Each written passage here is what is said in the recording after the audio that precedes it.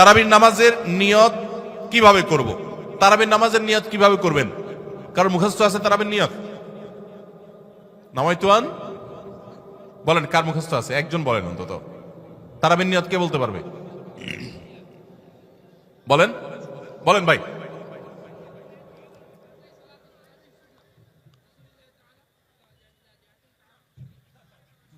মাশাআল্লাহ মাশাআল্লাহ, এবারে পুরস্কার দেওয়া উচিত। বসেন, আপনি অনেক কষ্ট করে মুখস্থ করছেন। তুমি রোগরা সদরের লোক ভাই, কালো কাহালো। আচ্ছা ভাই, তারাবির নামাজ বা যে কোনো নামাজের নিয়ত জরুরি। নিয়ত ছাড়া কোনো আমল হবে না। কিন্তু নিয়তটা হলো মনের ইচ্ছার নাম। নিয়তটা কিসের নাম? আমি ভাইকে দিয়ে নিয়তটা কেন শুনছি সেটা আপনারা জানেন? জানেন না আপনারা। আমি ওনাকে দিয়ে কেন শুনলাম বলেন তো? কে বলতে পারবেন? কে বলতে পারবেন না? আমি ওনারা দিয়ে এই জন্য শুনছি যে ওইটা আমার জানা ছিল না। এটা হলো সত্য কথা। ওইটা আমি নিজেও জানি না। নামাইতুয়ান দিয়ে শুরু এটা জানি,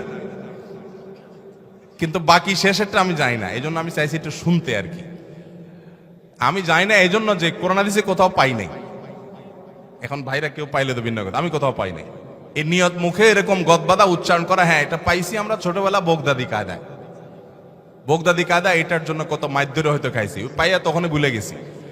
এটা পরবর্তীতে কোরআন হাদিসে যেহেতু পাই নাই, এই জন্য আর আমরা ওটা মুখস্থ করি নাই। ভাইরা আমার, নামাজের জন্য এরকম নামাইতুয়ান, এরকম গদবাদা যে দোয়া আমরা শিখেছি, এগুলোর কোনোটি কোরআন বা সুন্নাহর কোথাও আমরা নিয়ত করব মন থেকে যে আমি তারাবির নামাজ পড়ছি, বাস এটা আমার ইন্টেনশন আছে, নিয়ত আছে, মনে আছে, এটাই যথেষ্ট।